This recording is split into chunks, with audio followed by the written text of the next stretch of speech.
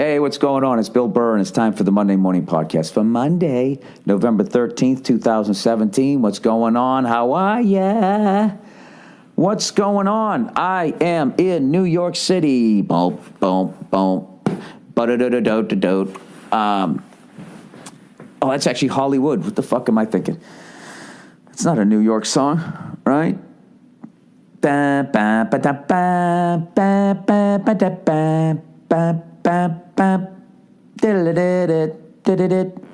That's Hollywood, right? That's a New York song. Start spreading the news. Right? I don't fucking know. I'm all over the map here. I'm winding down this trip. I just wrapped up my acting gig on Front Runner. I want to thank everybody that allowed me to be on that movie. I had such a great time. I met so many great people on that shoot, and the last night of the shoot, I actually got to do a scene with the star of the movie, Hugh Jackman, and I can't even tell you how great that experience was. He might be one of the nicest guys I've ever met in my life. Totally cool. Big guy, too. He's like 6'4" or something. Big guy. Totally cool. Nicest fucking dude ever. Then you start doing the scene, right? And if his character in the scene was getting mad and like frustrated with us, dude, and he went into that Wolverine thing a little bit, I was just like, Jesus Christ, I would not fuck with this guy. Just an amazing, amazing actor. And it was the coolest thing. Like on the last night, we had like two things to shoot, like one quick thing in a car, and then the whole rest of the thing was us, you know, like me and two other actors and Hugh Jackman, and it was just like, it was, we shot that the whole night. And it was one of those things where you're like, I wouldn't really care if we continued shooting this scene tomorrow. I'm having so much fun. You know what I found out? I like to run when I act. This scene involved me running before I delivered my lines or whatever, and I found that I really liked that. And I was just like, wow, no wonder I always like William Shatner and T.J. Hooker. I know I've talked about this before, but if you ever watch T.J. Hooker, I don't think in the history of television they ever made an actor run farther than they made William Shatner, who was well into his 50s by then. They would just have like the master shot of the scene. And I don't want to get all Hollywood here on you. But the master is just when you go to shoot the scene, it's a wide shot and you're capturing every character in it, or you're establishing the place, the setting. I have no fucking idea. I think that's what it is, right? They would just be standing on the other side of a wharf, a runway. Like William Shatner, he chased after planes. And they would just start, and he would come running around the corner, and he would always be like 70 yards away, and they'd be playing this fucking music with the bongos in the background, and you would watch him just full speed running, a man in his 50s, all right? And this is like the 80s, so no guys stretched. Unless you were on you had to be like in the Olympics. And even then, if you watch like the old NFL films, the way that they would stretch, you know what I mean? They weren't doing like any just sort of, doing a forward bend. None of that yoga shit. It was like touch your toes, touch your hips, touch your shoulders, do a jumping jack, come back down, or whatever the fuck they would do. 1, 2, 3, 4, that type of stuff. Running in cop shoes, full speed for a good 80 yards. There's actually a great YouTube video that I think I posted before of T.J. Hooker running. So anyways, I had the best time. And did the perfect amount of time on the movie, because right when it ended, I came right here to New York, and then I'm going to go back in the rest of my year. Other than like 2 road gigs, I am done, and I'm going to get to spend this ridiculous amount of quality time with my wife and daughter, and I can't wait. I'm totally getting into the Christmas spirit this year, not to the point of sacrificing Thanksgiving. I might even put up a couple of little, like, cut-out turkeys in my house. I hate how Thanksgiving just gets passed over. You know what I mean? Gets passed over like like a person that should have got the job but didn't, right? But I'm totally getting into it, and I'm still sober. was it? It was 84 days on Thursday, so 85, 86, 87, 88. Eric Lindros, 88. Lynn Swan, right? Wasn't he 88? Yeah. 88 days not boozing, and I think I'm going to go for the 100. I don't know, I think I'll be 91 on Thursday. A week from Thursday, it'll be 98. And then it'll be Thanksgiving, and what? I'm not going to have a little brandy in my eggnog there. I'm big with the brandy and the eggnog, That's what I would have added to the great Opie and Anthony bit, the eggnog, Opie, Anthony, and Little Jimmy, right? Do you think those guys will ever get back together, do like a reunion tour? They should have like a one-off, like a tour, like the Police got back together. They should do that with great radio shows where everybody eventually, just got sick of each other and went the other way, but the fans are still sitting there like, come on, man. Just do one more tour, man.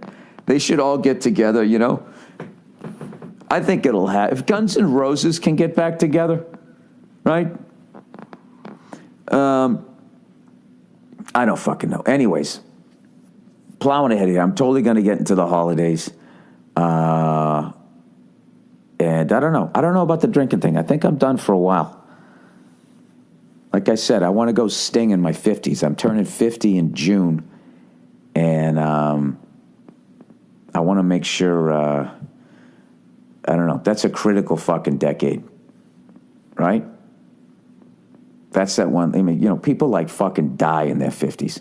So I got to...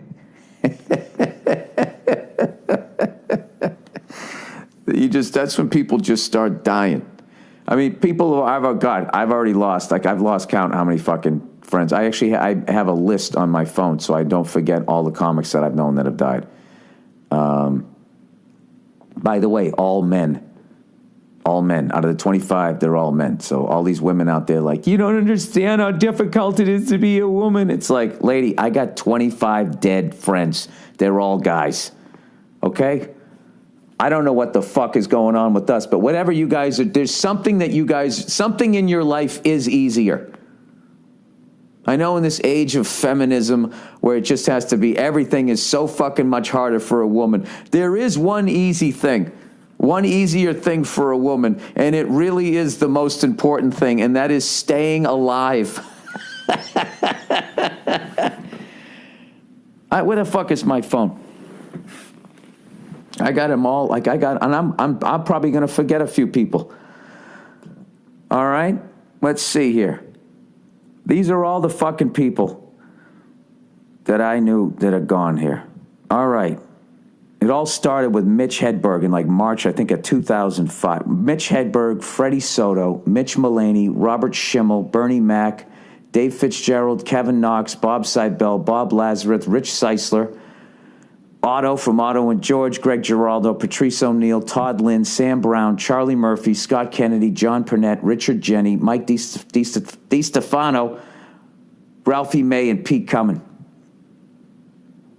Those are all the people that I knew really well or worked with as a comedian that have all died since 2005, except for Dave Fitzgerald. He died earlier. He died in like 2001. He was a Boston comic.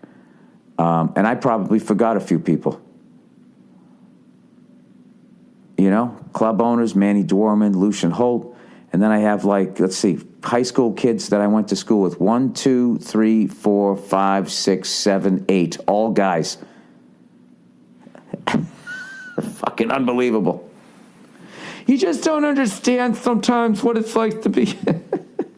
I know. I'm sure it's fucking much more difficult in a lot of ways, but I'll tell you, the most important way, staying alive. Let's not forget that. Anyways, so I did the new West Side Comedy Club. And it was I just the perfect layout. And I also love, too, it's right around the corner from the Beacon Theater. So I've gotten to play there a couple of times. But what I also love is if I was a young comedian starting out, it's really like this motivational thing where you walk out and then you walk around the corner and there's the Beacon Theater and you can kind of be thinking, someday maybe I'll be able to play that place. That's the type of shit that used to get me motivated when I was starting out. Although I don't know about playing theaters. I think it was just seeing Caroline's Comedy Club, because when I was starting out, like, nobody played theaters. It was like Cosby played theaters, George Carlin. Like, you had to be like a legend. Joan Rivers. Those people played like theaters. And, for most comedians, when I started, I think it was, the dream was to just sell out clubs. The dream was to sell out clubs and to get a sitcom built around your act. That was the dream. And then somewhere along the line, it switched. And a lot of people talk about, social media and blah, blah, blah, and all that. I think the biggest thing that is created, one of the big things that people forget as far as like how all of these comedians now are big enough of a draw to play theaters. I think one of the best things that happened for comedians that nobody brings up is Napster. And online file sharing, air quote, sharing of music, which was really stealing music, that completely destroyed the music business and their ability to make stars. You remember Virgin Records? Remember you would go in there and they had that little CD listening thing and they had like the top 10 or the top 20 CDs and there'd always be like a new band in there? It's like they were feeding, bringing new people in. And once Napster came out and then there was the LimeWire and all of that shit and then iTunes and all of that, what happened was, am I going to use this term? There was an arrested development of new, like, when you look at like the amount of bands that broke through in like the last 10 years that were suddenly able to sell out arenas, it's like a handful of bands or people like Lady Gaga, Bruno Mars, was that 21 Pilots? There's very few that got that big. At least not as much as they used to, I feel. I might be completely wrong on this, but if I'm not mistaken, there was like the MTV Music Award had like the same five artists for a long time, were with a few new ones, but like Jay-Z, Kanye, and like, I don't know, I'm not so good with all the younger people stuff, but they stuck around forever at those music awards because there was not these new people coming in. Usually for somebody to stick around at a music award for over 10 years, I feel like there was only a couple of bands that could do it, but they had to keep those people from 10 years previous because they all got knocked out. And then I'm going to get to a point here. So everything became a quick little bullshit. I don't want to pay for it online. And I think, and everybody who went online either wanted to fucking watch someone do something incredible on a skateboard, some X Games shit, or you wanted to watch people fail and you wanted to laugh. And I feel like stand-up comedy fit into that. Set up, punch. It was quick. They made you laugh. You fucking moved on.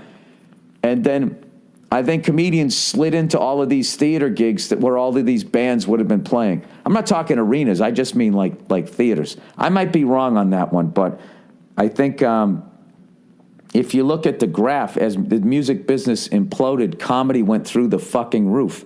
Then also with technology, how comics could just keep putting out these specials. And then Netflix was another big thing. But everybody talks about that, but nobody seems, I don't know. I think the music business completely imploding also helped out stand-up. It created a void. I don't know. You like that? You like me discussing the ins and outs of ticket sales in stand-up comedy? So anyway, I was working at the West Side Comedy Club. You got to go there. Some old friends of mine opened the place up. That's why I did it. I had the best time. And what was really cool is it was mostly, podcast listeners. So I could say whatever the fuck I thought, essentially, in these times. You know what I mean? Everything that's going on. I heard like those fucking people were going down to the Comedy Cellar and then writing down what other comics were saying about Louis C.K. and all of that type of stuff. It's just so fucking, it's such a crazy time right now. I don't know. I love Louis C.K., and that was really obviously just a fucking hard thing to see happen to somebody, and he was definitely 100% wrong. I'll just say this. He was 100% wrong. He did own up to it, and I think he will definitely be back. I will say that. And I also knew a couple of the women that he did this shit to, and I just feel bad for everybody. It's just fucking terrible. And I don't know. I don't know what else you say about it. I feel like I'm in a divorce where you know both the mom and the dad. You got to like pick a fucking side here. I don't know. All I think that just this new thing though is like the level of witch hunt that happened when the Louis thing came out. Like the amount of fucking people that they went after was just fucking. It was like 6 degrees of Louis' dick. To the point that even the fucking Huffington Post was even trying to like, list people, that clients of the same manager that he had and stuff. Who, by the way, is one of the great people I've ever met in life. I stand by my fucking manager, and I'm never firing the guy. I've been with this guy since 2006. Dave Becky's one of the great people that I've met in this business. I love that guy. I'd still have him over my house for fucking dinner. Watching everybody just, I think I remember this happening 15 fucking years ago, and then watching everybody try to burn down this guy's life. It's just fucking ridiculous. People, this is America. You remember due process? Like, the whole thing is just like, it's fucking insane. I wouldn't be surprised if they're going after Louis C.K.'s mailman, saying, if you deliver his mail, you're part of the problem. And it doesn't seem to be like there's any sort of like, in the judicial system, where there's like, if you steal a bike, you get this sentence. If you rob a bank, you get this. If you kill somebody, if you kill a whole bunch of people, all the way up to the death penalty. Yeah, this kind of seems like it's become, it doesn't make a difference if it's sexual misconduct all the way to sexual assault / rape. You're getting the exact same, level of punishment. So that's only my question, okay, out of all of this, because he was definitely wrong, obviously. I mean, it's all obvious shit that I'm saying, but does the punishment match the crime? Because, sexual misconduct, when you talk of sexual misconduct, like I don't know how many podcasts I would have to do to tell you all the stories of sexual misconduct with just women as a stand-up comedian who used to go out after his shows selling his posters and all and taking pictures with you. Just the fucking women, okay? And I'll tell you, it was never any of the young ones. It was always these middle-aged fucking women, couple glasses of red wine. Oh, God, and they come at you with their va-va-va-boom energy, and you'd be like, oh, no, here we go. That's my advice. Young male comics out there, young female comics, there's plenty of information out there for you now about watching out for creepy guys. But I don't think there's anything out there for young male comics. I will tell you this, okay? If you're going to go out and meet a crowd afterwards, when middle-aged women, you can tell they've had too much wine beyond the fact that they're sort of teetering on their high-heel shoes with their old feet sticking out of them. You just look for the gray teeth. All right, and a little bit too much makeup, and then they got the girls out a little bit. Just fucking watch yourself, okay? Because that's the old cheerleader who is not aging well and is freaking out that guys don't find her attractive anymore. And I'm telling you, they're gonna come up to you, cover your junk. That's all I'm gonna say. Dude, I had a woman lick my neck one time, and I'll tell you, worse than the touch of her tongue, her old-ass, disgusting wine breath tongue on my fucking neck, worse than that was I felt her breath right before the eagle landed. Oh, gee. Oh, and forget about gay guys. Jesus Christ. I could do another half podcast on that one. We're just talking about sexual misconduct. I always wanted to rub your chest. The fuck did you just do? I remember one time, and this is the thing about a guy. When it happens to a guy, it's just funny. Just for the simple fact that, generally speaking, You can overpower whoever the fuck is coming at you. I'm not a little boy. So I get why nobody gives a shit when this happens to a guy. I get it. I remember I was dating this absolutely lovely woman, beautiful woman. She danced on Broadway. She was such a sweetheart. I loved her to death, and I completely fucked it up because I was an angry young man. So I'm sorry to her, right?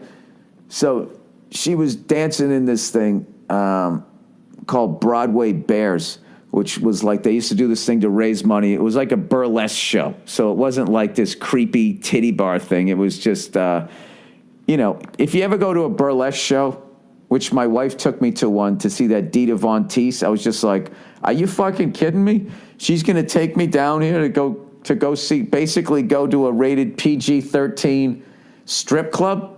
I have the coolest wife ever. And then I got down there, and I think I was the only straight guy there, and it was like mostly gay guys, right? And that's what this Broadway Bears thing was. And it wasn't like the creepy Hooters vibe. So it's actually better if there's a bunch of gay dudes there, because I always did that whole, I like Hooters, strip clubs, titty bars, and all that shit. It's just like, that's something that's like fascinating when you're like in your 20s, I think. And then somewhere, if you're progressing, if you're maturing, at some point it just becomes gross, or at the very least, like, this is fucking stupid. I want to go out and get laid. I'm going to sit here looking at naked women who aren't going to fuck me. This is stupid. While losing a ton of money paying for watered down drinks. What? No, I don't want to eat in here. You're in the sex industry. Get away from me. I want to order some food, right? So I go down to this Broadway Bears thing, right? And, there's all these, it's fucking hilarious. There's all these smoking hot women doing their dances and stuff. And then there's all these shredded dudes. So all the gay guys are going nuts about the dudes. And I'm looking at all these women going like, oh my God, right? Fucking dancer legs. They were incredible, right? Oh, by the way, they also were really talented. Right? So the fucking show ends. And I'm waiting for my girlfriend at the time to come out. And this fucking, out of nowhere, this guy came up and just smacked me on the ass. And it wasn't like it was like if you were playing football, it was good game. But at that place, it wasn't. This guy wanted to fucking hook up with me. Dude, he hit me so hard, like I almost fucking got whiplash. And I fucking turned around, and I can't say what I said to the guy. But I made it clear to him that I wasn't gay. And I'll never forget, he just like put his hands up and was like backing away. And I remember when he put his hands up, the dude had these fucking guns. And I was just like, I don't know what this guy's thinking right now, but if he wanted to do something, I don't know if there's anything I could do about it. I'll never forget his big, hairy, gay arms just coming out. Oh, I'm sorry, I just fucking... No, he didn't even talk like that. I'm doing like the hacky gay voice. He had just like a regular dude voice. And, oh, dude, I got a zillion of those fucking stories. If we're talking sexual misconduct here.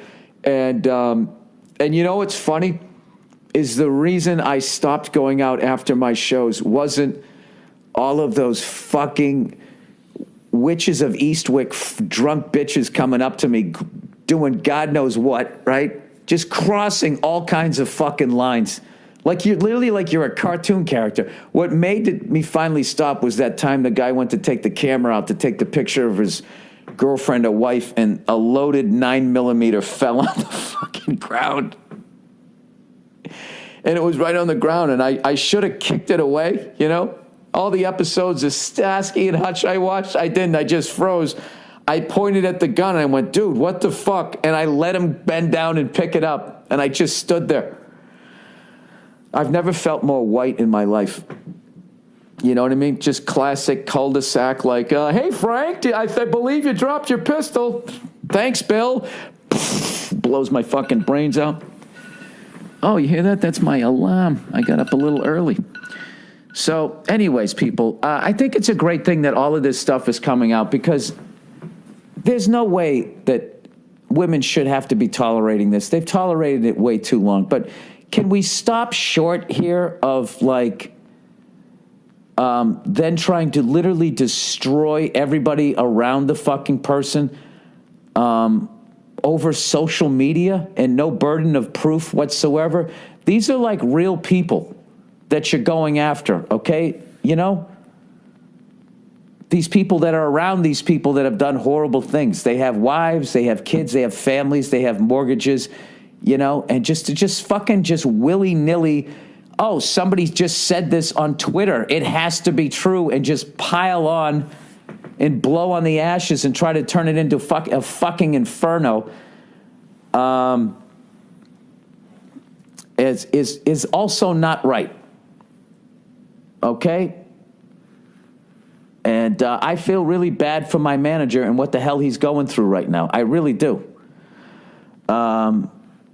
And I'm not going to be one of these fucking people. And I hate how this whole fucking day, and don't say anything, man. It's not worth it. Don't say anything. So I'm just going to leave this guy who's been a friend to me for fucking 11 years, guided me through my career. My career went through the fucking stratosphere with this guy.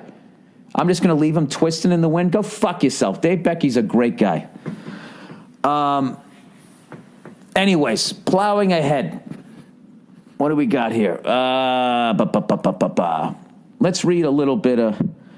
No, you know what I missed? I missed the Formula One race, and it sounded like it was amazing. I don't know how Lewis Hamilton ended up starting in last place, but he worked his way all the way up to first, which I have never seen. Somebody must have crashed because I don't know the way Max Verstappen was running during the last race. Once somebody gets out in front.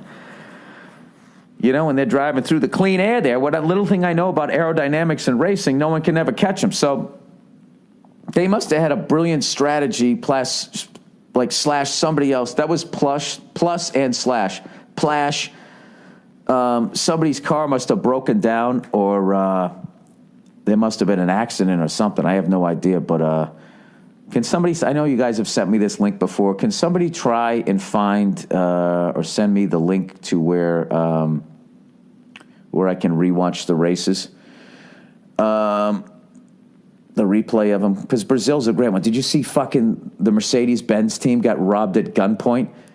Lewis Hamilton wasn't there, but his quote was basically, "This happens every time we come down here."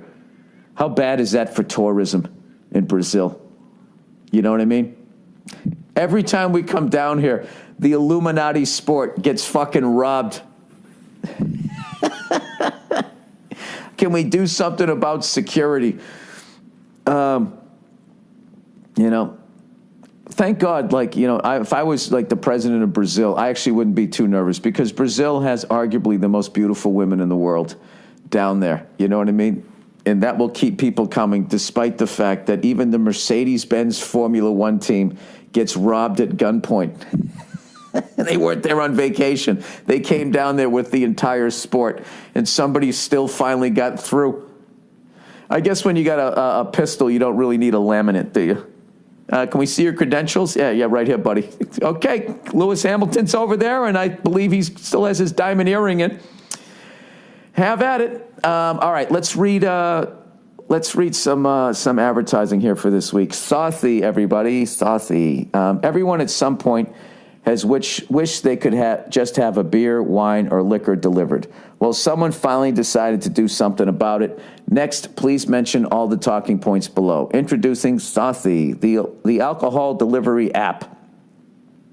Saucy delivers your favorite wine, beer, liquor, right to your door, and no more demand. It's Uber for alcohol. Now, if you're in Los Angeles, San Francisco, Chicago, San Diego, or Sacramento, your Saucy order will arrive at your door in 30 minutes or less, ready to drink. For the rest of us, Saucy will deliver beer, wine, and liquor to your door in 2 days or less nationwide. There are no order minimums, no delivery fees, no running to the store. So if you got a party coming up, right? Your parents are going out of town, right? You're going to have a gig. You're going to have a blowout, right? You can call these people up. If you got the Saucy app, you got a fully stocked bar right on your phone. And for a limited time, you can get $15 off when you download the Saucy app and enter their promo code Burr. That's Saucy app, spelled Saucy, SAUCEY, and enter promo code Burr for $15 off. Get the Saucy app today and use promo code Burr. Oh, look who's back, everybody. Look who's back. Me undies, me undies. Why did you lick my neck? Me undies. But I'm a guy, so what the heck? It doesn't fucking count if you have a dick.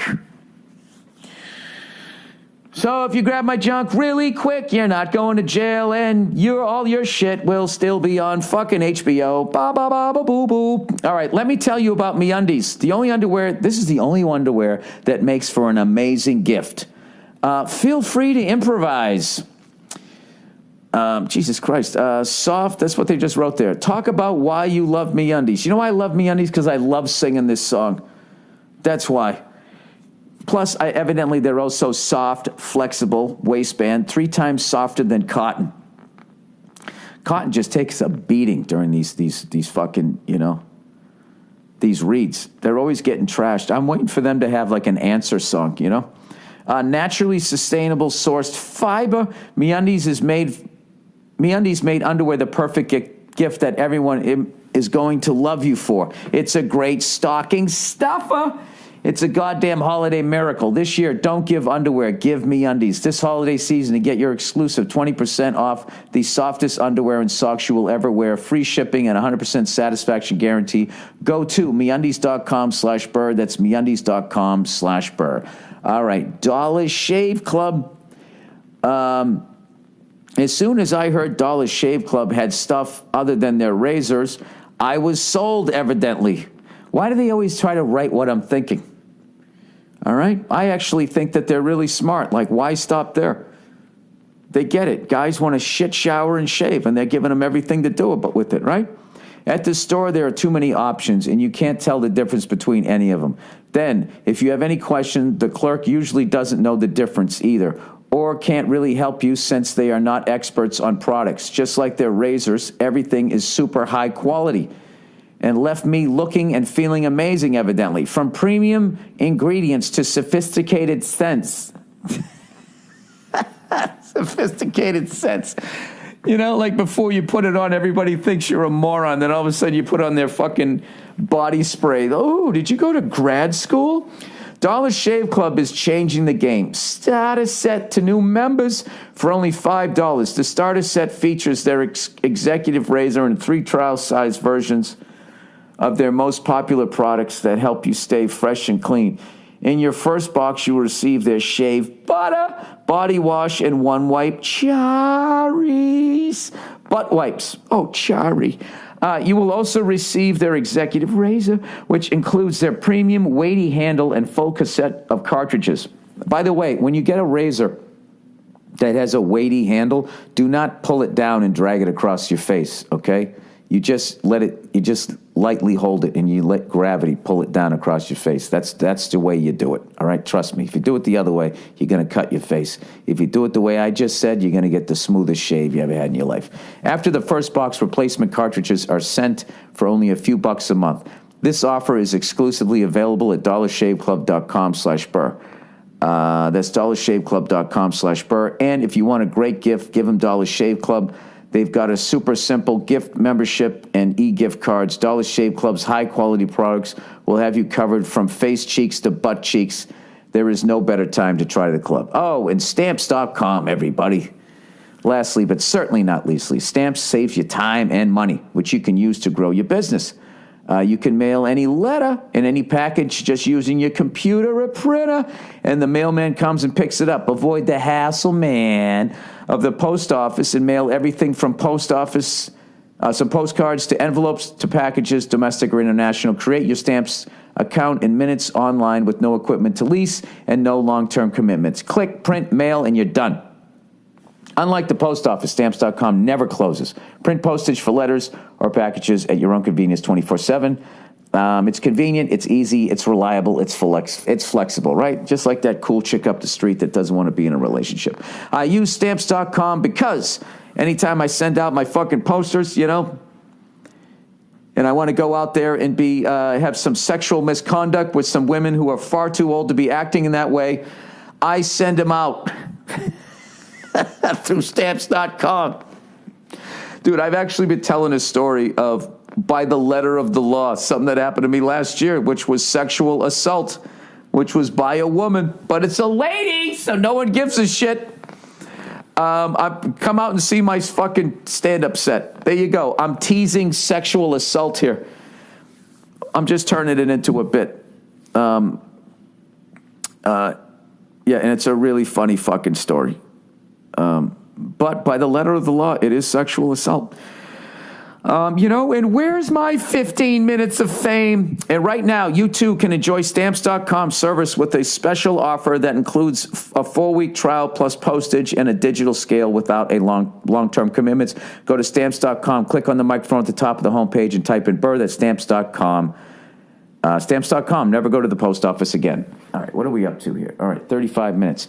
All right, so one of the other 2 reasons why I'm here in New York, okay? 3 reasons. I did the West Side Comedy Club. Bam. On Saturday night, I did Michael J. Fox's charity, the Fox Foundation. I did a benefit for them. One of the coolest gigs I've ever got to do in my life. I show up, right? First of all, it's Michael J. Fox, right? I mean, that guy's comedic timing. You know, like when they say somebody has like perfect pitch when they go to sing or whatever. I always felt like, grew up watching him on Family Ties and, of course, all the Back to the Future movies. And his timing was just like, was impeccable, right? And it makes it look really easy. But just as a fan of comedy and everything, I always loved the guy. So I realized I was going to get to meet him. And I show up to the gig, and I'm always nervous whenever I have to do a benefit because it's a benefit. People are going to be in this, they're going to be in a certain mindset where it's just like, wow, I'm really lucky that, I'm healthy. I have my family, blah, blah, blah, blah, blah. And these other people are going through this really difficult thing. There's a sense of like guilt that you feel. Just all of that type. It just puts the crowd in a certain mood where then all of a sudden they go from laughing to everything that you say is just like, oh, ooh, boo, Those are the sounds I usually hear at benefits. So I'm always a little apprehensive. And in my head, I'm sitting there going like, all right, how can I navigate this situation? Because there's what I want to talk about, and then there's what I should talk about just to get through this, right? So I show up, and one of the first people I saw was Eugene Merman, who I hadn't seen in a while, and I was so relieved to see another comedian. I was just like, oh, thank God. So we both were just sort of laughing, talking about how, all right, it's a benefit. How is this, what's going to happen? How is this one going to go down? Hopefully this is going to be good. And as I was talking to him, I heard this amazing band playing in the background. I was like, it sounded so good. I'm like, is that live? That's unreal. But we were back in the green room. I was like, I got to check them out. And right as I went to go out, this like guy comes walking by. He goes, "Hey, Bill Burr, how you doing?" He's like, "Yeah, I've seen your stuff, man. You're funny." I said, "Oh, thanks a lot. I appreciate it." I go, "Look at you. You're dressed all sharp." I'm like, "Are you going up tonight?" He goes, "Yeah." I go, What do you do? You're a comedian?" He goes, "Nah." He goes, "I play a little guitar." And I love musicians. I'm like, holy shit, man. You're playing a band that's fucking great, right? Turned out that guy was Brad Paisley. I'm old. I don't know who the kids are, right? I have no fucking idea. He went on in the end and was one of the greatest entertainers I've seen in a long fucking time. He goes, I play a little guitar, right? Shreds. Absolutely shreds on guitar. Amazing voice. I said to him after, because I felt like an asshole that I didn't know who he was. But I'm old, we'll be 50 next year, right? I'm loving turning 50. Now this is when you start to have excuses. I'm 50, I don't know things. I said to him, I said, I love about you country guys, all you guys, you can play. I'm not into all the country music, but they can fucking play and they can sing. And it reminds me of hair metal. As much as people trash me for listening to that, those guys could play and they could sing. They could do it live. We'll do it live. Fuck it, right? So anyways, I'm hearing all this band.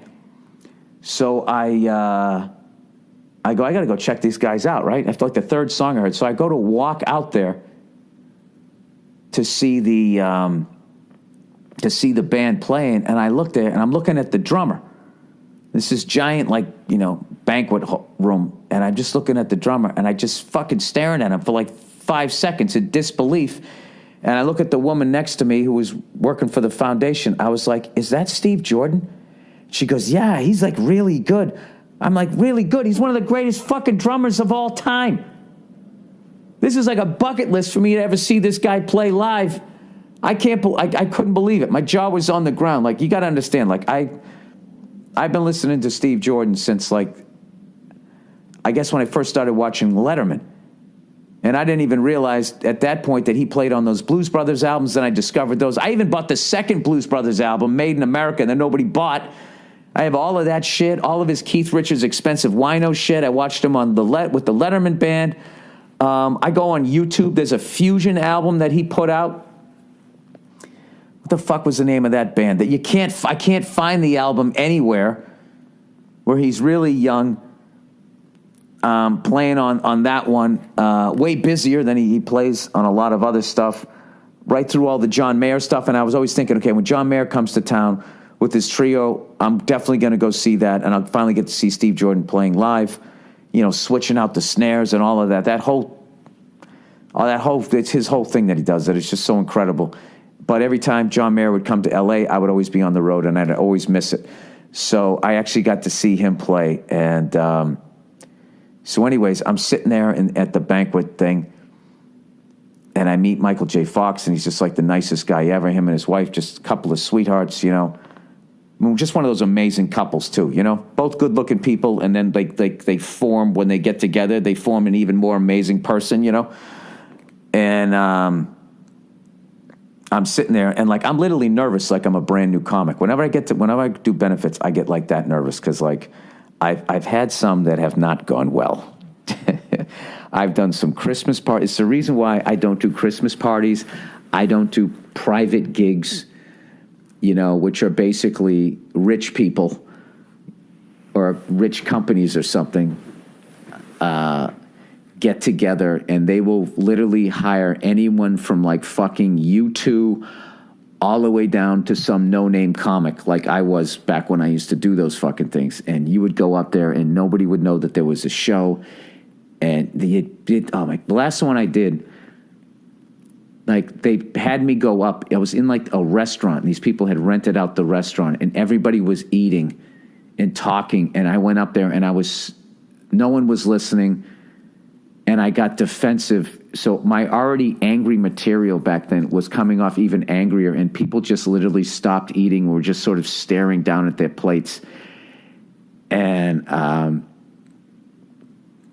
I tried every trick that I knew in the book to turn it around, and I couldn't do it. And I just fucking bombed.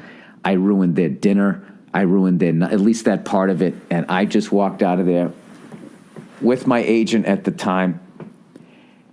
And God bless him, he had to listen to me walk 12 blocks with him with absolute Tourette's, just going like, I am never fucking doing one of those fucking things again. Who the fuck brings somebody up when everybody's fucking eating? Like, I did that. I was going KC Kasem, and I was supposed to go in and talk about a fucking dog dying, right? I went into that mode, But by the end, after 12 blocks, by the end of it, we were both laughing. And I was just like, should we give them their money back? That was like, fuck, I feel bad. That's the real reason why I was flipping out. I was embarrassed.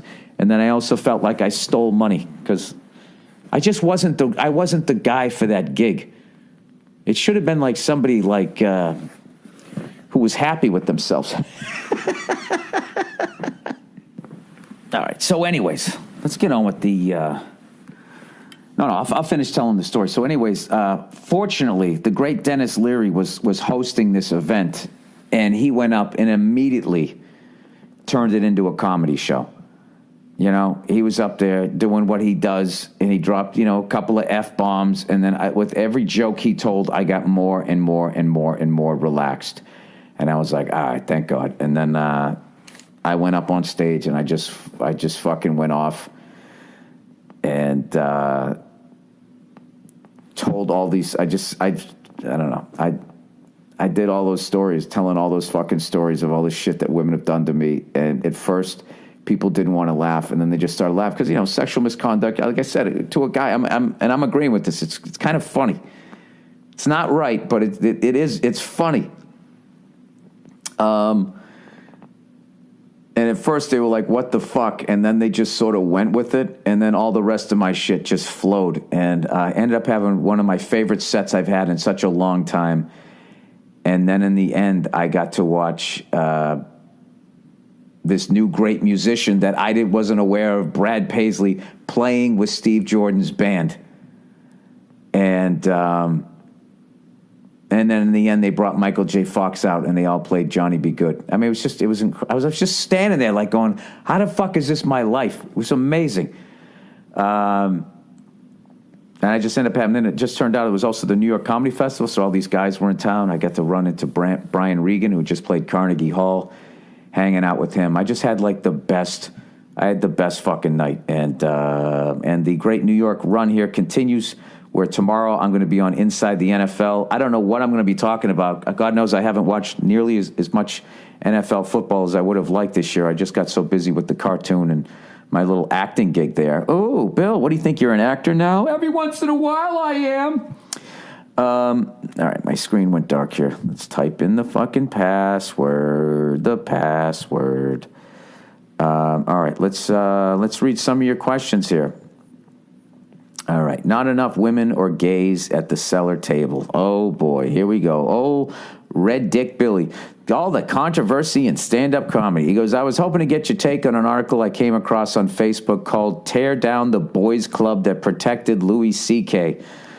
That's that witch hunt thing that I'm saying. Like, we had fucking meetings every week. All right, what are we going to do here? Say, we're going to, you know? And how everybody else, the second that, evidently, everybody else on the other side, the second that Gawker article came out, you know, immediately took a criminal justice course and just became some gumshoe and went out and bought a giant magnifying glass and walked around looking for clues. All right, it's written by a gay comic who figures basically going after Louis wasn't enough, so he is trying to go after his peers also. Yeah, the witch hunt. The author cries about a certain table at the Comedy Cellar where elite comics like Chris Rock and Jerry Seinfeld sit. Like when the table came about, by the way, Jerry Seinfeld was still doing Seinfeld.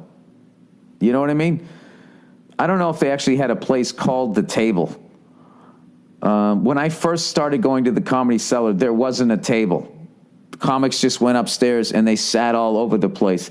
And I am convinced that the reason why the table was started was because of Patrice. Because Patrice was so loud and so funny and he was just all over the upstairs. They were trying to somehow contain him. He was like Jordan, you know, you're not going to stop him. Let's just see if we can contain him. So I think they just tried to get us all seated in one area so they could at least be like, okay, sit down and fold your fucking hands and listen to the teacher, right? That's how I remember it anyway. So he goes, he also has never even tried to perform at the cellar himself. It's kind of like a fourth grader crying to the teacher because the cool kids won't hang out with him. The article implies that by not speaking up about it, the cellar comics were somehow protecting Louis, even though they were just rumors until recently.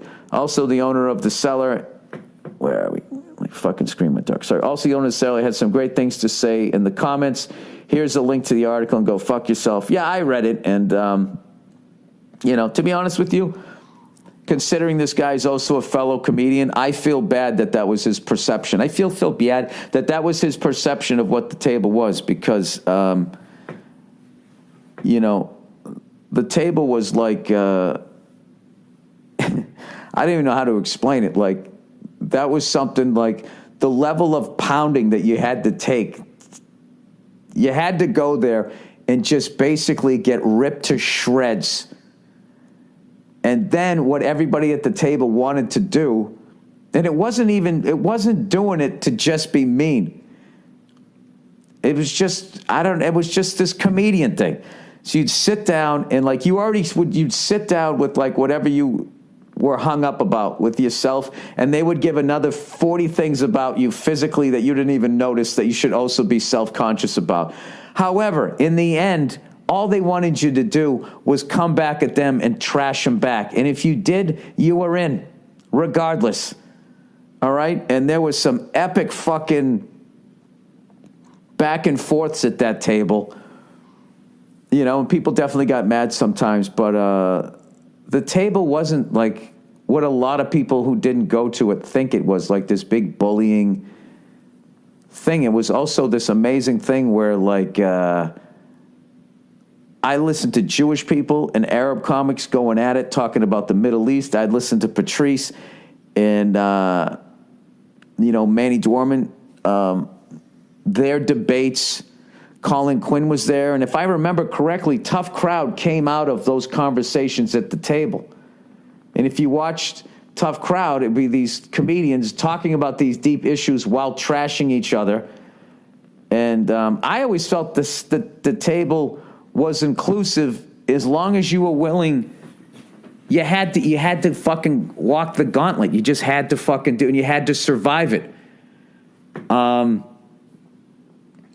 And then if you did, you actually became a better comedian, because once you got in at the table, then there was this thing, you couldn't not sit at the table. You'd come in and be, hey, Bill, come on. They wanted you to sit at the table because they wanted you to trash you, and then they also wanted you to trash them back. But, you know, I wasn't even part of the elite crew. I wasn't funny enough. I just wasn't.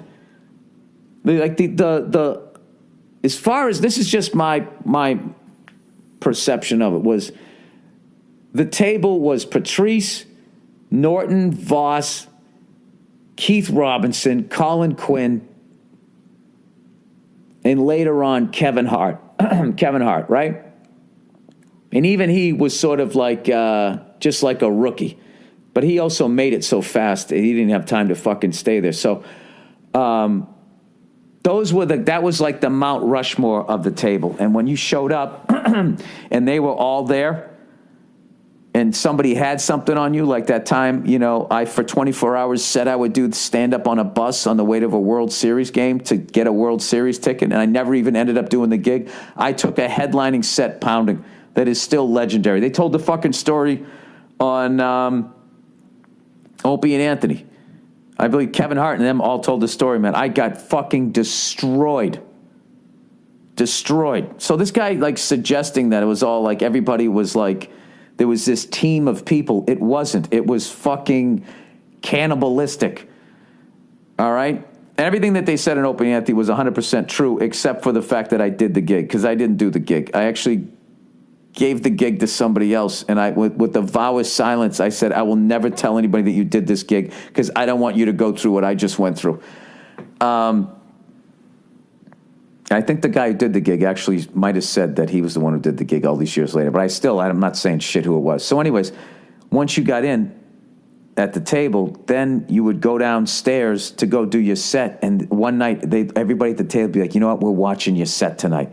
And you'd be like, oh, fuck. And you would go downstairs, you'd go on stage, and the crowd couldn't see all these fucking asshole comics. I remember they'd all be backlit, standing in the hallway, Patrice's big, dumb, stupid head.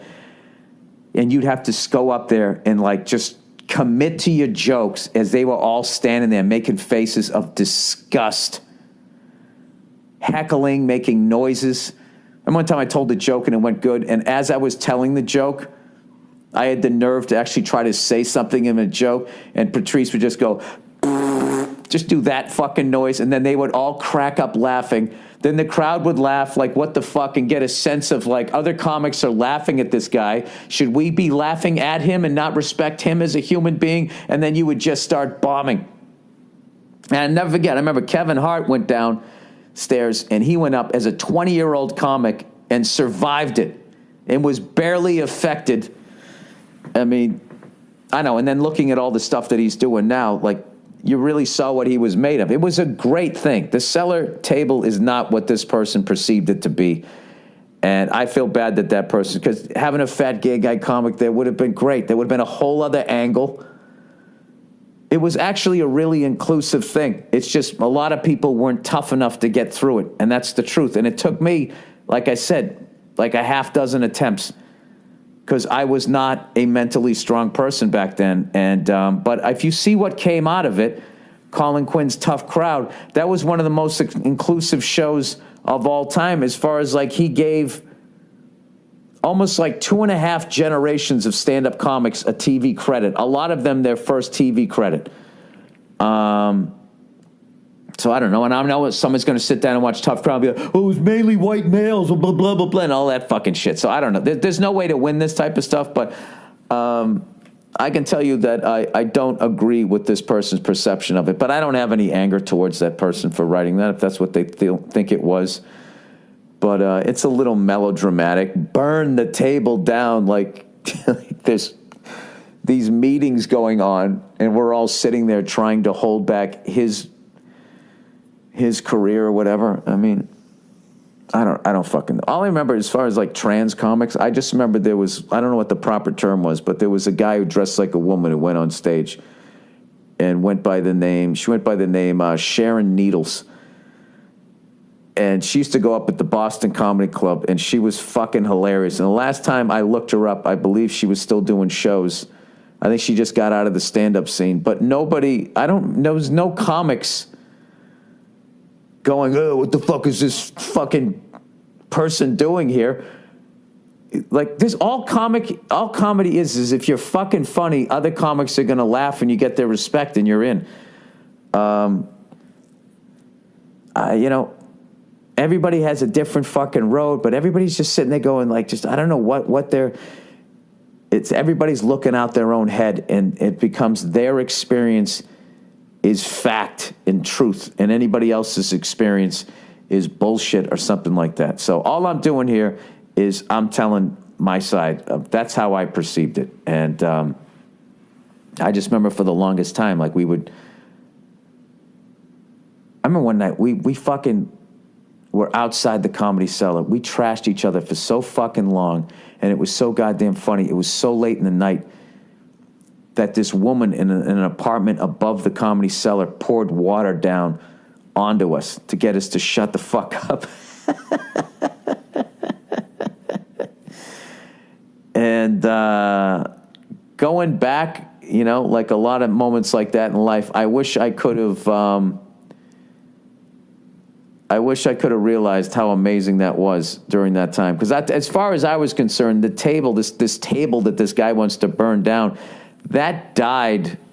The table died when Manny died, because he was the creator of it, and he was one of the great conversationalists that I ever met, and he was so goddamn funny, and what I loved about him is he wasn't a malicious guy. As much as I used to fucking argue with that guy. You know what I mean? I was a young, angry man. And I used to argue with that guy, and he was always, the next day, it was always over. And I actually kind of learned from him. I learned from him and Bobby Kelly how to squash an argument, where like how you'd be like the next day, just, because I didn't grow up in a family like that. It was just basically you didn't talk about it, and then you didn't talk for 3 days, and then fucking 4 days later you say, hey, you see the Celtics game last night? Yeah, it was a good game. And then everything was lingering. Those two people, I learned how to have a functional end to an argument. So, yeah, I don't know what that shit's about, but it's unfortunate that person feels that way about it. But, everybody's entitled to their opinion. All right, Patrice, Billy Ray, no fun. After hearing you, along with so many other comics, universally laud Patrice, I finally watched Elephant in the Room special. Within minutes, he had me in stitches. It's so easy to see why he was so revered within the comedy community. I know you hold him both as a comedian, as a person in an incredibly high regard. I would love to hear some of your insight into him. I recently heard that he was permanently banned from performing at the Stand in New York. What was that about? No, he was never banned from the Stand. The Stand came out or opened right around when Patrice got sick. He wasn't banned from there. Anyways, really big fan of the show and would love to see you come to Australia again soon. Patrice was getting banned from comedy clubs all the time. All the time, but he was so fucking good, they had to let him back in. It reminds me of when I read this Miles Davis book, and he was talking about Charlie Parker, and when he would party too much and pawn his horn and these clubs would kick him out, they'd eventually have to fucking bring him back in because he was the best, and Patrice was the best, and, as much as he would drive him nuts, you wanted him around. You wanted him around. It's just like the comedy dropped by 40%, even with all the other comics still going there, if he wasn't there. And just the fun. And then they also knew that if they banned him, that none of the comics were going to hang out at their clubs. We were all going to go to where he was. Yeah, so then they would let him back into the club. And then they created the table. That's how I remember it. That's how I thought that we'll have them all, these fucking lunatics, just have them sit in the back at the goddamn table. So then we were sitting down, and it just, it was just a bunch of dogs in a fucking pit. And then that's how the trashing was already happening. I remember one night, after I took the pounding for fucking the bus gig that I never even did. I remember when Bobby first shaved his head, he came in. And I always respected him for this. He came in, he had like a hat on, and he sat down right at the the fat gay guy comic here. Listen to this story. He didn't shy away from the table. He fucking walked right in, sat down, took his hat off, and looked at everybody like, all right, give it to me. Let's hear it. And fucking everybody it was like a Def Jam bit. He took his hat off, and everybody just, what the fuck? He took this fucking pounding, and everyone was getting him, and he was just sitting there taking it, laughing, and all that type of stuff. And I actually thought he looked good with the shaved head, right? And what's his face? Who said it? I think it was Esty. Esty finally got him with one. I think she said, "You look like David Wells." I think that's what she said, and everybody fucking died laughing. And Bobby literally just stood up and just walked out. And I remember thinking, like, I didn't know you could do that. I didn't know you could walk out. I saw Keith Robinson do that one time, too. We were trashing his clothes so fucking bad. And he was trying to fight back, and he was just feeling that wave was going to crash over him. He just fucking ran out the door, got in his car, and drove home to Jersey. And we kept texting him and calling him, going, you can't do that, you can't do that. He was like, oh, yeah, well, I just did, stupid. He fucking hung up on us, laughed and hung up on us. Oh, my God. I remember that fucking time Patrice, somehow we found out he was home on a Saturday night. He just took like a night off. And Jim Norton fucking came in and said, you know where Patrice is right now? He's at home on a Saturday night, and they all called him up, and on speakerphone, Patrice just picks up. He's like, hello. And Jim's like, what the fuck are you doing home on a Saturday night? You don't have any gigs? And Patrice just fucking roared laughing, and we all, over speakerphone, trashed him. He was at home getting trashed at the table. And I just remember him he loved every fucking second of it. The table's one of the great things ever. So, don't listen to that guy. All right, I lied to my girlfriend.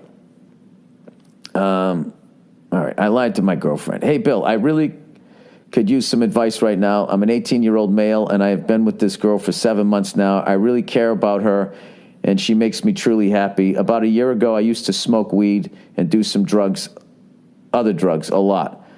I used to smoke about 3 or 4 times a week, but I quit a little under a year ago. My girlfriend is really against drug use and has told me that she would leave me if I ever did it again.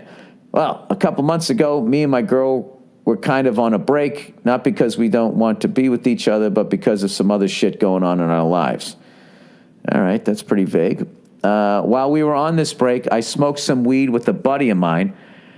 I really regret doing so because I know how this means a lot to her. She has later asked me when was the last time I did any drugs, and I just lied and told her the last time was when I told her I quit. I can't stop thinking about this, and I feel really bad about lying to her, but I am afraid she's going to leave me or stop trusting me if I tell her now, since I had already lied about it several times in the past. All right. What do you do here? Just do what you want to do, all right? If you can't live with it, I would tell her. If not, you fucking smoked, you took a hit off a joint. If you're really committed and you're not going to do it again, is it really worth putting you and her through this?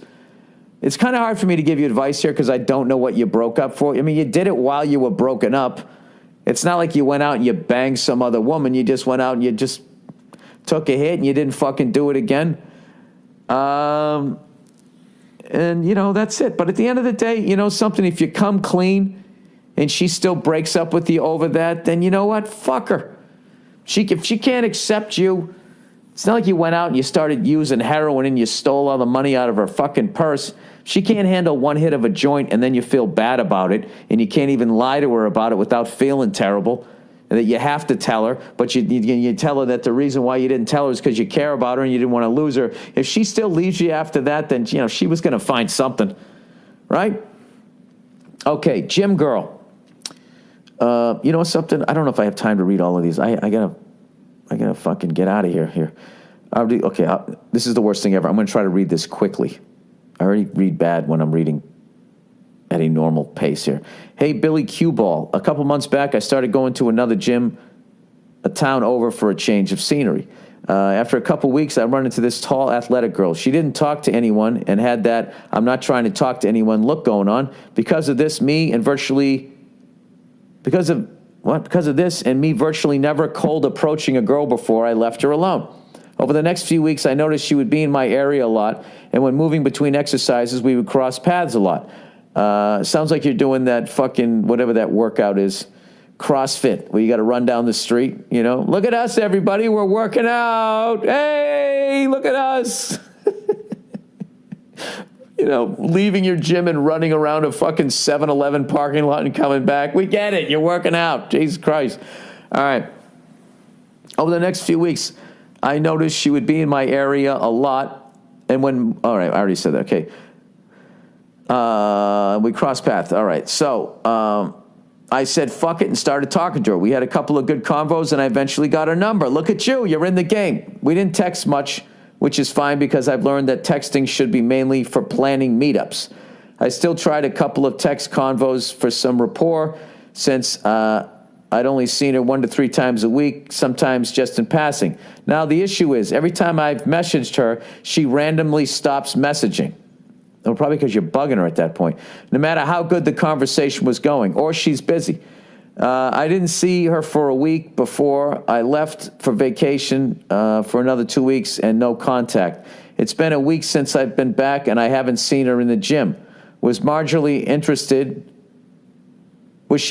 interested or did I not come on strong enough? Should I text her again or just move on and wait till I see her again? Well, if you're still into her, just text us. Just say, hey, I haven't seen you at the gym. And where's the harm in that? In this day and age, make sure there's a lawyer there when you do it. Because who knows with what the next fucking thing is going to be. I would text her and just say, hey, I'm back. Would you like to go out sometime? Who gives a fuck? Fuck her and her cold fucking vibe. Just say what you want to do. And either she wants to do it, go do it. If she doesn't, move on. That's it. Easy one. All right? But I wouldn't question yourself. Fuck all that. Don't be in your head. Don't be like Jon Favreau in Swingers. That's what I always think. Just never get into that fucking mode. Just, it's normal to be nervous, both men and women, when you're dating or whatever. Men and men, women and women, everybody included. Whenever you get into that, I would say don't ever send a text when you're in that mode. I would sit down, relax, and just think, what do I want? I want to go on a date with this person. Well, that's what you ask them. I would love to take you out sometime. I haven't seen you in a minute. I'd love to take you out sometime. Right? That's it. What's she going to say? How dare you fucking ask me out? She's either going to say yes or no. Okay? And if she says no, who gives a fuck? You don't have any regret. You asked. But if you don't ask, then you got to be like, I wonder what would have happened. All right, foursome gone wrong. This is the last one, and I'm done. I recently visited my friend at his big-time college for his school rivalry weekend. I'm going big time. That's what they said when I went to Notre Dame versus USC, and they were like, big time college football. Speaking of Notre Dame got a big time ass kicking against Miami. Holy shit, the convicts kicking the shit out of the fucking... I like how they're still called the Catholics and not the pedophiles. You know what I mean? I mean, not everybody at the University of Miami has gone to jail or been arrested, okay? But if you're going to call them convicts, then, I mean, God damn it, we got to go pedophile with Notre Dame, right? It was a great time, and his school won, and at the last second, so the atmosphere was crazy. Later that night, I attended a party at the fraternity he is a member of. Anyways, we meet these two girls and decide to tell them we were actually real-life brothers, and we somehow tricked/convinced these girls into having a foursome. How do you tell them that you're related and that they want to do it? Tricked is a very dangerous word to use right now, buddy. All right, we all go into this room. What do you mean trick? What do you do? Did you do the old quarter? Hey, I'll make a quarter disappear. Hey, where's the quarter? Is it behind your ear? Here's my dick. We all go into his room and start hooking up, and since he had a large bed, we had girls on it, and we're banging them side by side doggy style. After what seemed like a while, but was probably 6 minutes, I unfortunately released my champagne of victory. So now it's my buddy and both the girls in the bed, and I'm just in the corner of the room. I really wanted to get back in there, but I knew it would take a little bit of time to get back up, so I decided to look for something to use to start jerking off. Oh, God. I found out what turned out to be my buddy's contact solution and applied it and started tugging. After a few minutes of limp dick tugging, I started to feel movement and thought I'd be back in the game soon. You're like an injured player that went out for a play. At that moment, my buddy and the two chicks who he was nailing turn around and face me and catch me jerking off. From their perspective, they think I'm jerking off to them. Oh, no. When in reality, I'm jerking it so I can bang the second girl. One girl sort of freaks out. I love that she freaks out after fucking thinking that she's having a fucking foursome with two brothers. One girl sort of freaks out and my buddy screams, "What the hell are you doing?" At that point, I didn't know what to say, so I ran out of the room naked and just stood outside the door until they finished. Eventually, the girls left, and my buddy let me back into the room, where he proceeded to ask why I was jerking off to him. Oh, no. He goes, I tried to plead my case and give a rational explanation, but he's continuing to be persistent that I was jerking off to him, and now he's being extremely distant from me and has told all of our friends who have constantly been berating me for jerking off while my buddy banged two chicks. Do you have any advice on how I can somehow spin this story? I mean, at the end of the day, I did get laid too. All right, here's what's hilarious about all that the woman gets offended. Like, what are you doing? It's like, what are you doing? You're having like a fucking foursome with two people that you think are related. And secondly, I don't know how guys do that. I don't know how you could bang a woman with your buddy next to you also banging. You know what I mean? Like, how do you block out the sound of your friend like right next to you? I mean, do you look at each other at any point? And like, how do you not start fucking laughing? I've never understood that. Yeah, you probably should have gone into the bathroom. You probably shouldn't have been looking at them. I mean, dude, what you have here is a fucking hilarious story. And in the spirit of the table, all right, when your friends are giving you shit, I would just laugh. You just have to learn to laugh at yourself and just be like, I swear to God, I was trying to get back in the fucking game. Just tell the story the way you just told it to me. And think that it's fucking hilarious that this dude thinks you were jerking off to him. I would just laugh it off, which is how you get out of most shit, you know? That's how Donald Trump became president. That's probably a bad guy to bring up. Who's out there grabbing pussies. They'd be like, he said all this shit about women. No, I didn't. I said it about Rosie O'Donnell. Nah, well, you said it about other women too. And he's like, yeah, you're probably right.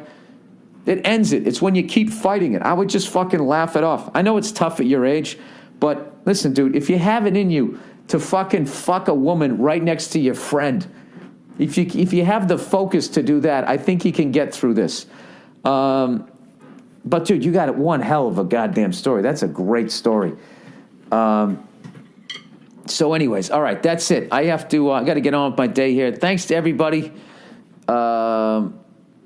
who's listened to the podcast. Thanks to the Fox Foundation, the West Side Comedy Club. Please go out to the Comedy Club. And thanks to everybody on Front Runner that let me have a quick little part in that thing. I had such a great time. Oh, and by the way, guess what's out? Daddy's Home Part 2. I was in Part 1. You got it. Part 2, I heard, is even better.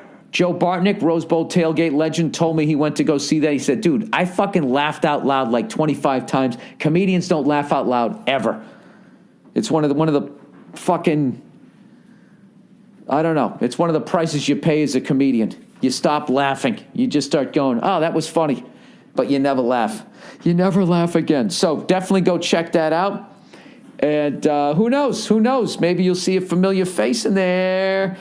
All right. Go fuck yourselves. I'll check in on you on Thursday.